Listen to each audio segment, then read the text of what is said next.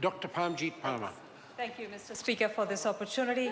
Mr. Speaker, as the National List Member of Parliament based in Mount Roskill, I want to first acknowledge the outgoing member, the Honourable Phil Goff, and I want to wish him well in his new role. Mr. Speaker, as the National List Member of Parliament based in Mount Roskill, as I always say, one of the most important things for me is supporting families and businesses. I understand communities, Mr. Speaker, in Mount Roskill, and I know their issues.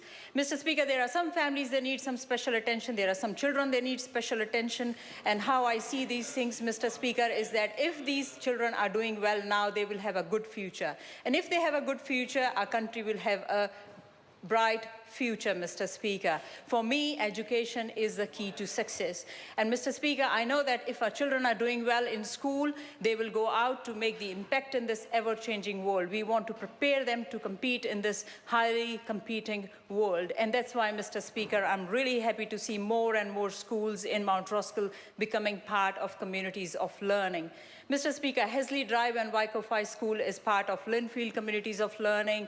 Now, we know that Monte Cecilia School is part of another communities of learning, Mount Roskill Grammar School, Mount Roskill Primary School, Mount Roskill Intermediate School, Dominion Road School, and Three Kings Primary School have formed Mount Roskill Communities of Learning.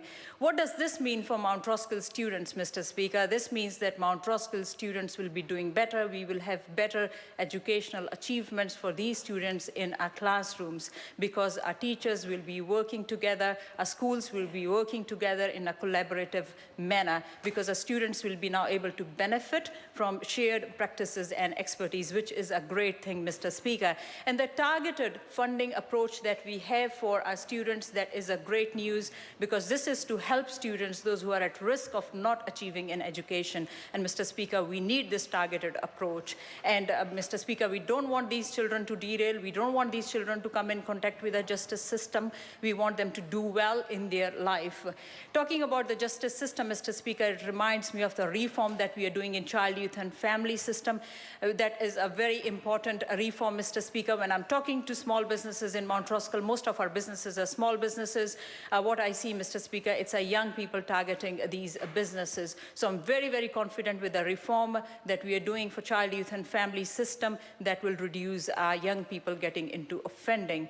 Because, Mr. Speaker, those people don't want to see these young people getting into any kind of that behavior.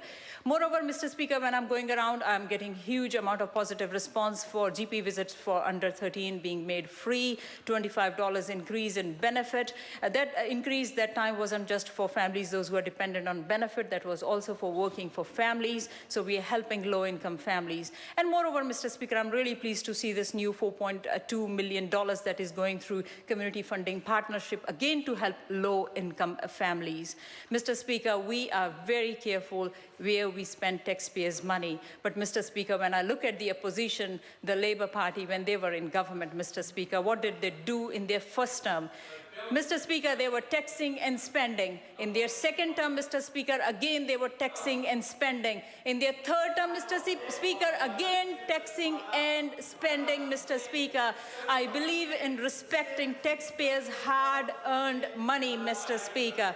Mr. Speaker, as I said, education is the key to success. And if I look at their education policy, which they announced sitting in the opposition, Mr. Speaker, they thought they are being very, very creative. But, Mr. Speaker, we all know that they were just stealing another party's education policy, the party that was rejected in general election 2014.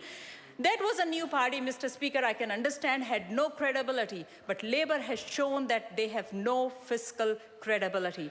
Moreover, Mr. Speaker, I'm really happy to see a huge amount of residential construction activity that is happening around in Mount Roskill, because that's not just about housing people, that's not just about making houses affordable, that's not just about helping first home buyers getting into their first home, that's also about local jobs, because that construction activity is creating hundreds of local jobs in Mount Roskill.